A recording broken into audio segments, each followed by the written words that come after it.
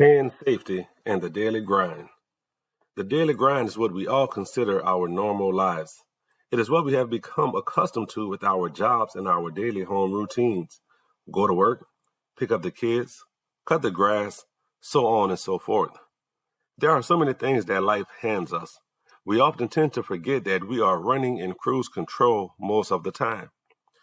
This is when mishaps often happen, like a coworker telling you, I got into a wreck yesterday on the way home. I don't know what I was thinking. It seems that our hands are no different. We use our hands for everything and tend to forget that they are the most used part of our body in everything that we do. So it is no secret that when we cruise, we often lose when it comes to hand safety. I've done this a million times. I knew better. I've been trained, yet and still hand injuries happen. When hand injuries occur, they can be as simple as a scratch, a burn, or stitches. Or your actions could result in a very non-forgiving situation, like a finger or hand amputation that can have a major effect on your life. To help us realize how fast hand incidents can happen, I would like to introduce you to two of our employees who are willing to share their stories. Here with us we have Mr. Calvin Temple. He is the lead production tech with Zachry. He has been employed by Zachry for 30 years here at the Luling site. Mr. Temple, we appreciate you taking time out of your busy schedule to come and share with us your story of how you sustained your hand injury. Can you tell us a little bit about your injury, as far as what type of injury did you receive, what were you doing that led up to the incident, and what allowed the incident to happen? Sure. I was cutting my grass with my lawnmower, and I was cutting too close to the ditch. And as I was cutting close to the ditch with the lawnmower, I slipped into the ditch with the lawnmower, and what happened was the lawnmower deck was on my leg, and I ended up taking the lawnmower deck off my leg, thought the blade didn't stop, but the engine stopped. And what happened was when I went to take the deck off my leg there, come to find out the blade was still turning at that time, which I didn't know. And that's how I cut my finger right here. Okay, thank you for sharing that with us. Is there anything that you feel that you could have done differently? We know you've been cutting grass for over 30 years, as long as you've been employed by Zachry. Yes. But is there anything that you feel you could have done differently, or any safety precautions, safety measures that you could have taken? Sure. What I could have done, actually, I could have cut a little further away from the ditch, which will prevent that by me cutting close to the ditch. That's how I end up slipping into the ditch with the lawnmower. But I learned my lesson there now. I will always cut away from the ditch, then cut close to the ditch. Okay. Was there a safety switch or something? Yeah, what it is that when the lawnmower is running and just happen that you get off the lawnmower, it'll cut off on its own. It'll cut off automatically. Okay. How has this injury affected your life? Well, I was afraid, I was scared at that time, and but I learned from that, and I'll be more cautious. And glad I could still use my hands, use my fingers and all, tie my shoes, put my clothes on and everything. So I'm glad, proud of that. Okay, and from this injury, how long were you out of work from this injury? 5.5 months. 5.5 months. Okay, and we all know that whenever an employee sustains an injury, that this injury not only affects the employee, but it also affects the employee's family. Everyone that counts on them and that depends on them.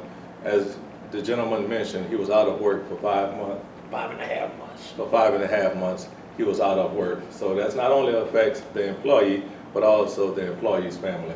So thank you, Mr. Temple, for sharing your story, for coming to sit down with us and helping bring awareness to hand safety. Okay, thank you. Thank you.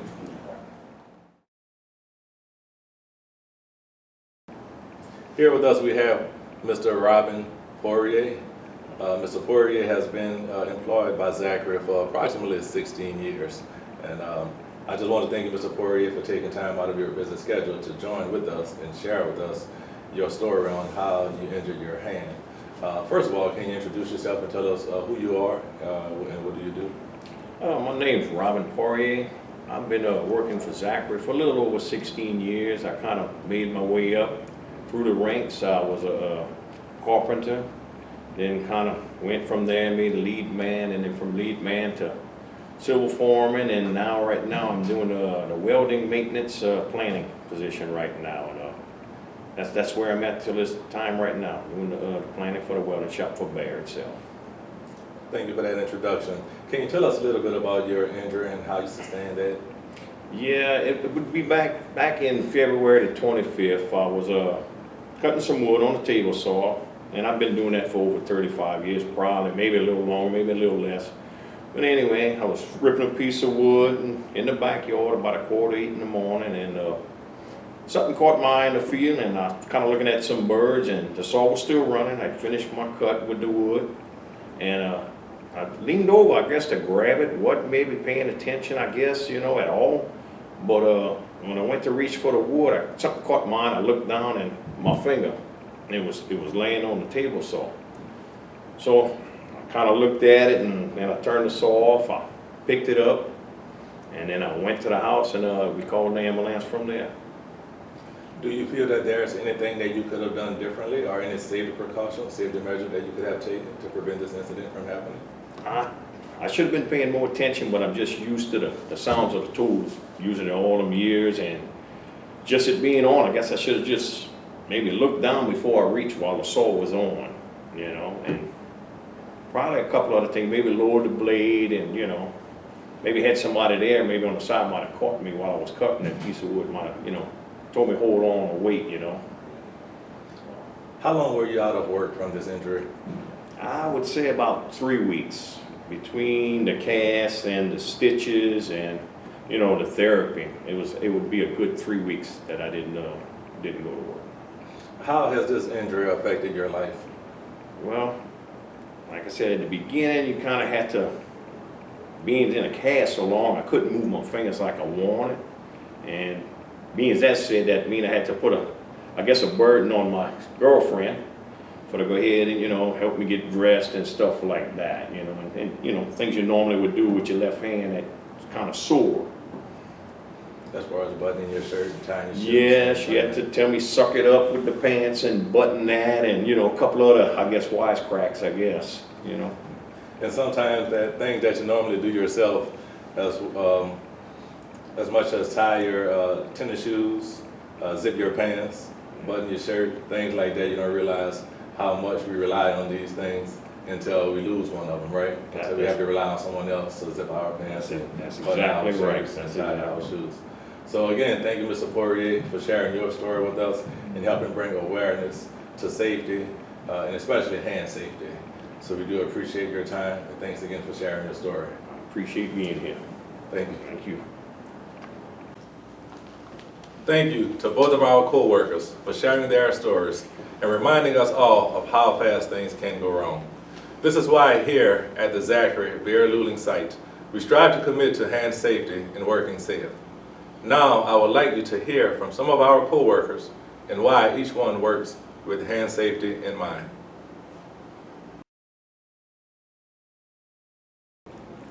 The reason why I work safe with my hands is because I sing in a church choir and I like to give them praise.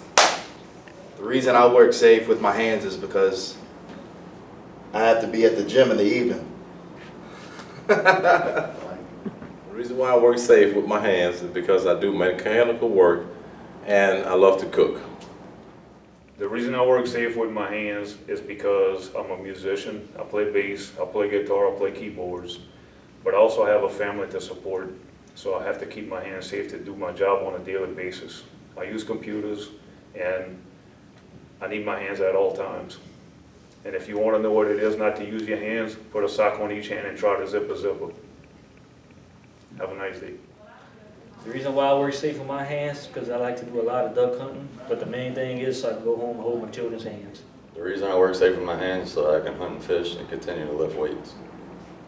Hand safety is very important to me and my family. I need them for everyday life. And you can't get your nails polished looking like this. I need my hands to do that. The reason why I work safe with my hands so I can go home and play with my kids. Good morning, everybody. The reason why I work safe with my hands, because my family depends on me. And also, when the Cowboys score a touchdown and win, how can I give a high five to my Cowboy team?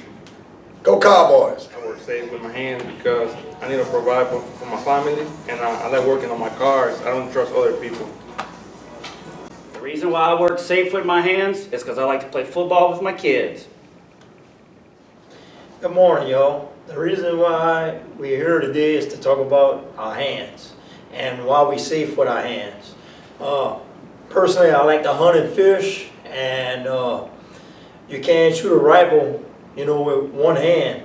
You'd have to pull that trigger or even cock the lever. Also, I work safe with my hands because I love fishing. I love the outdoors. So that's why I work safe with my hands. The reason I work safe with my hands is because I'm about to put a ring on this finger. Hello, I'm Peter, and the reason I work safe with my hands because I love holding my granddaughter, and I love picking up and tossing my other granddaughter. The reason why I work safe with my hands is because I like Mardi Gras season, and I like to fish, and you can't reel them in without no fingers. The reason I work safe with my hands is to support my family and so I can hold my kids. I work safely with my hands so I can make it home to my family and my kids, provide for my family, still play sports and run around the house with them, take care of the things at home. And I like to drive a lot too, so you need your hands to drive. I work safe with my hands because I want to always be able to hold my loved ones close at night, and I can't do that without my hands. Hey man, what do I do with these things? Oh, reason why I work safe with my hands? So I can help my wife clean the house. Happy spouse, happy house. I like to work safe with my hands to provide for my family, cut little grass, hold my grandkids, etc. I work safe with my hands because I have a side business outside of work, Alexander Projects LLC. Find us on Facebook and its social platform. We do yard services, tattoos, any job you could think of, nothing too big, nothing's too small. And we can't do that without our hands, so keep it safe, guys. Let's get it. Yeah. Hi. The reasons why I should have worked safe with my hands because I love drinking water.